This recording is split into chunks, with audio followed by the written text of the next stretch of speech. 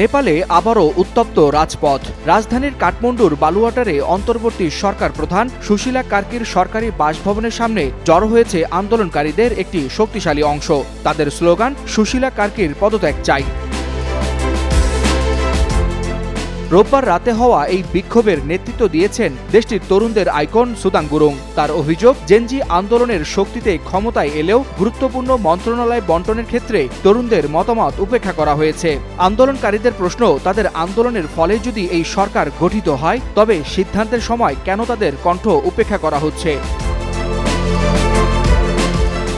বিক্ষোভ চলাকালে নিহত ও আহতদের পরিবারের উপস্থিতিতে উত্তেজনা আরও বেড়ে যায়। পরিবারগুলোর পক্ষ থেকে দ্রুত বিচার নিশ্চিত করার দাবি জানানো হয়।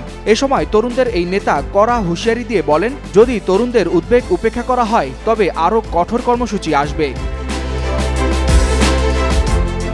রাজনৈতিক বিশ্লেষকরা বলছেন, জেনজি আন্দোলন ও অন্তর্বর্তী সরকারের এই দ্বন্দ্ব যদি সমাধান না হয় তবে নেপালের রাজনীতি আরও অস্থিতিশীল হয়ে উঠবে। পরিস্থিতি এখন এমন এক পর্যায়ে এসেছে, জেনজিদের সাথে সংলাপ ও সমঝোতা না হলে নতুন করে ঝড় বইতে পারে হিমালয়ের রাজনীতিতে।